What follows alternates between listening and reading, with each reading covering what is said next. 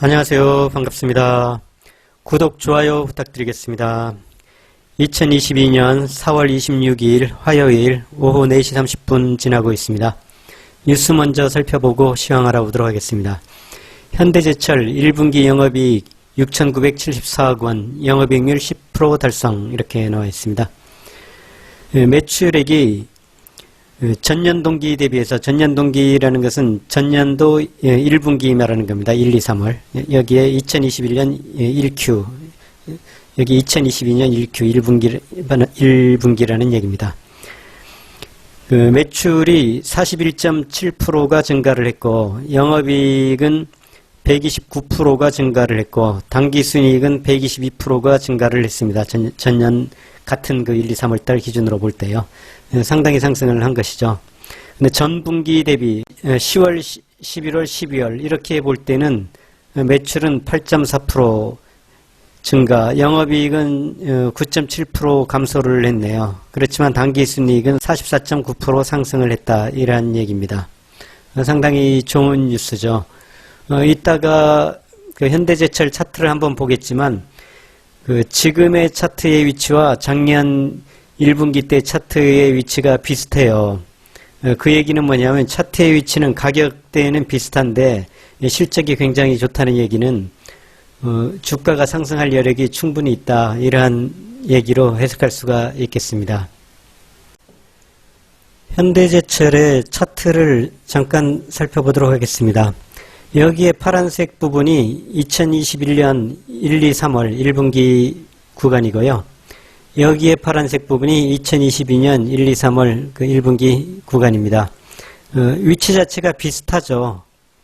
비슷한 위치, 비슷한 위치에 가격대가 비슷한데, 지금 영업이익은 전년 동기에서 엄청나게 올라왔죠. 이러한 모습으로 볼 때 주가가 충분히 더 상승을 할 수 있겠다, 이렇게 볼 수가 있는 것이죠.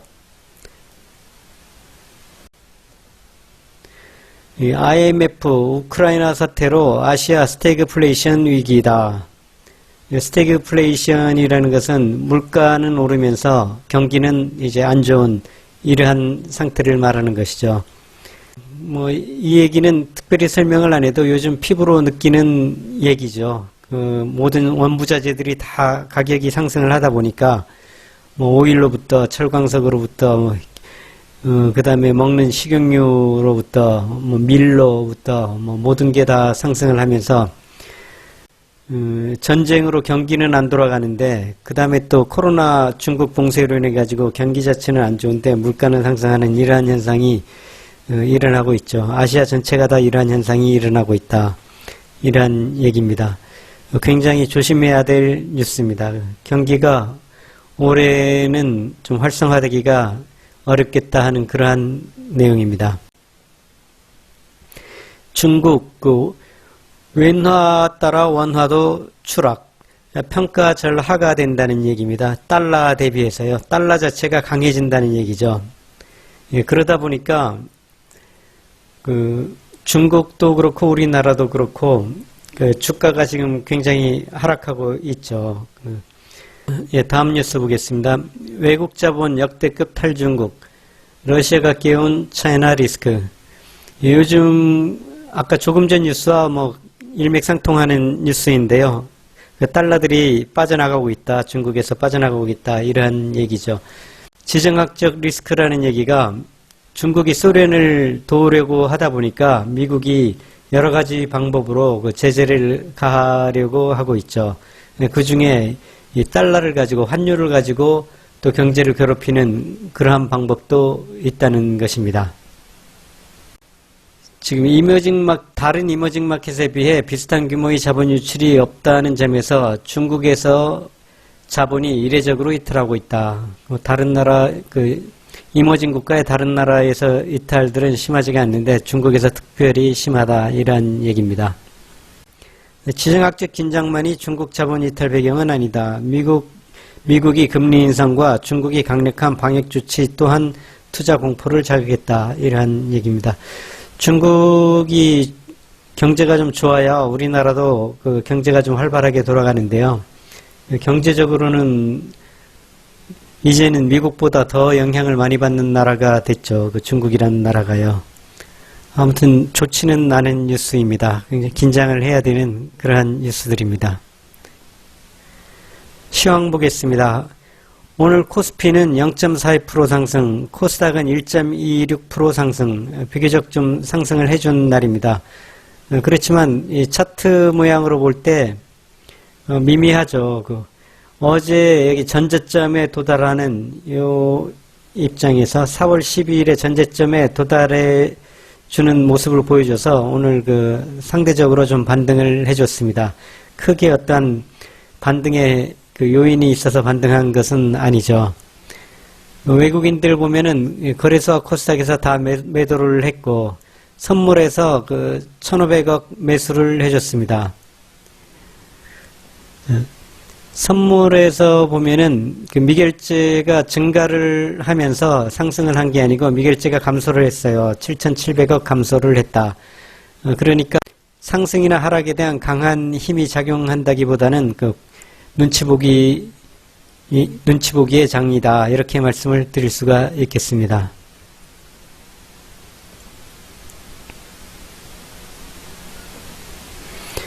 달러의 모습도 보면은 역시 오늘도 강하게 상승을 하면서 양봉을 만들어줬습니다. 어제의 최고점보다는 좀 밑에 있지만 그래도 만만치 않은 양봉이죠.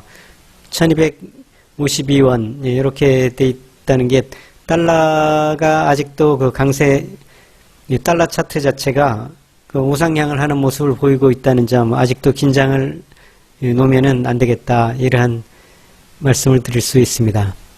다행히 오늘 외국인들이 달러를 매도를 해준 것은 좀 다행이라고 볼 수가 있겠습니다. 종목들 간단히 살펴보도록 하겠습니다. 아모레퍼시픽이 나름대로 모양이 괜찮습니다. 차트의 모양이요. 뉴스를 한번 확인을 해보죠. 여기 보면 리포트 브리핑에 아모레퍼시픽 22년 하반기를 주목, 목표가 20만원 이렇게 적혀져 있습니다. 아모레퍼시픽 리포트 주요 내용, DB금융투자에서 아모레퍼시픽에 대해 22년 하반기 중국을 중심으로 본격적인 턴어라운드 구간에 진입한다는 점을 높게 평가함. 설화수의 대중국 브랜드 인지도 개선이 유의미, 중국 시장이 턴어라운드 할 것이다 이렇게 적어놨는데 이것은 아직 턴어라운드 할 기미가 없는데요. 조금 섣부른 리포트가 아닌가 생각이 듭니다. 지난번에도 제가 자주 말씀을 드렸지만서도 17만 5천원 그 선에서 15만 5천원 그 사이로 움직이지 않을까 그렇게 생각이 됩니다. 20만원까지 가려면은 지금 중국의 분위기로 볼 경우에 연말 내년 초 정도는 가야 되지 않을까 이런 생각이 드네요. 지난번 말씀드렸듯이 17만 2천원에 오게 되면은 추가 매수한 부분이 12주 요거를 6주를 남겨두고 12주는 17만 2천원 선에 오면은 매도를 하는 것으로 이렇게 전략을 세우겠습니다.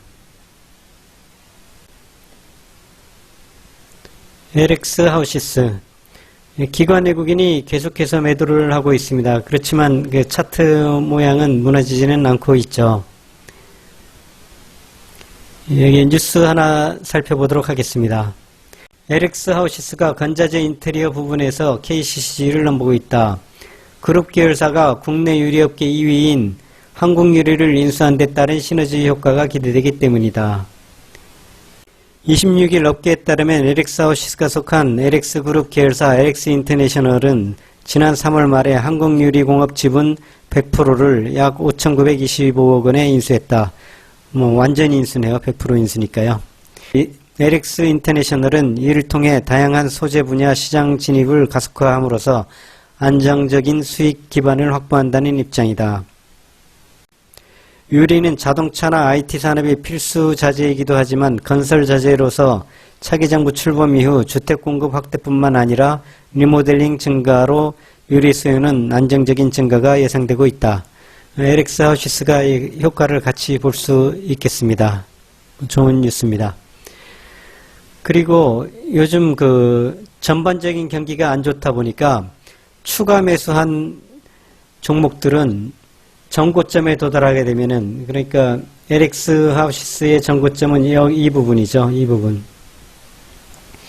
여기에 보면은 66,000원 정도, 66,000원에 오게 되면은 추가 매수한 부분, 30주, 이 부분은 매도를 하는 것으로 하겠습니다.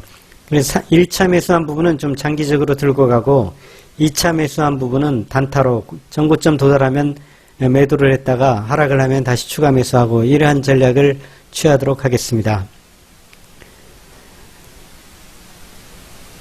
세트레가이, 세트레가이 기관 외국인이 계속 들어와 주고 있고 오늘 좋은 양봉의 모습을 보여주고 있습니다.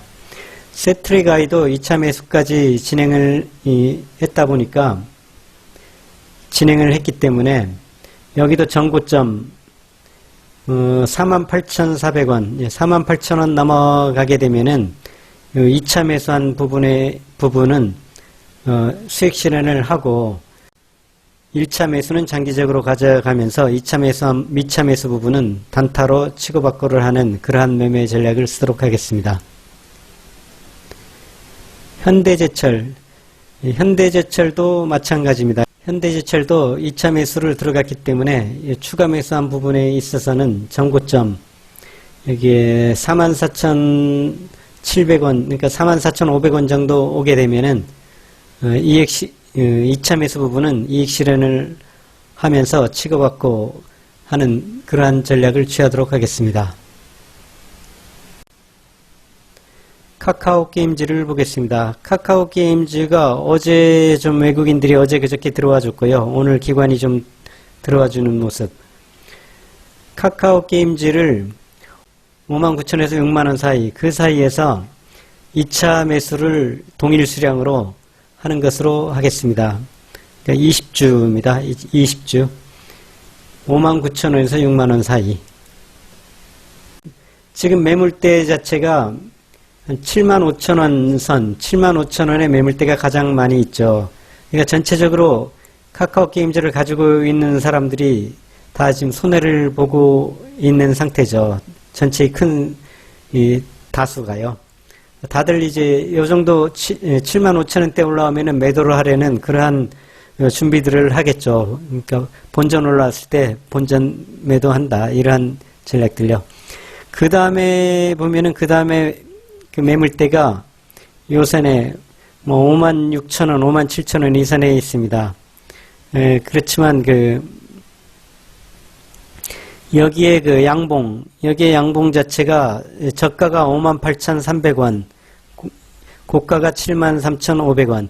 이 양봉을 기점으로 카카오 게임즈가 굉장히 상승을 많이 했죠.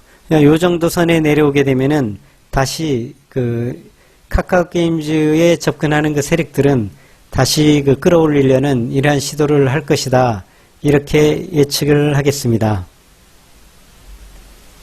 그래서 59,000원에서 6만원 사이에 내려오게 될 때 2차 매수를 해서 평균 단가를 좀 낮추겠다. 이러한 전략입니다. 셀트리온이 오늘 많이 올라줬습니다. 8% 올라줬죠. 기관 외국인이 다 들어와주고 있고요. 이거는 올라갈 때가 돼서 올라가는 것이죠. 뉴스를 보면은 뉴스도 특별한 뉴스는 아닙니다. 셀트리온 3사 윤 당선인이 바이오 업계를 지원하겠다 이러한 얘기가 있어서 정부 지원을 받나 이러한 얘기로 상승을 하는 것이다 보니까 어떤 특별한 획기적인 그러한 뉴스가 있는 것은 아니죠. 셀트리온도 역시 다음에 이제 요선 155,000원대까지 내려오게 되면은 2차 매수를 들어가는 것으로 하겠습니다. 드림 시큐리티 단타 종목으로 들어간 것이죠. 어제 4,200원에 매수를 한 부분인데 다시 외국인들이 들어와주고 있습니다. 이제 괜찮고요. 그러니까 평균 단가가 4,300원이 됐죠. 4,300원이 됐으니까 한 4,600원 정도 올라오게 되면은 그 전량 매도하는 것으로 그렇게 하겠습니다. 한전산업 역시 저희들이 추가 매수를 한 부분이다 보니까 한전산업도 지금 60일 이평선이 우상향을 해주는 괜찮은 모습이죠.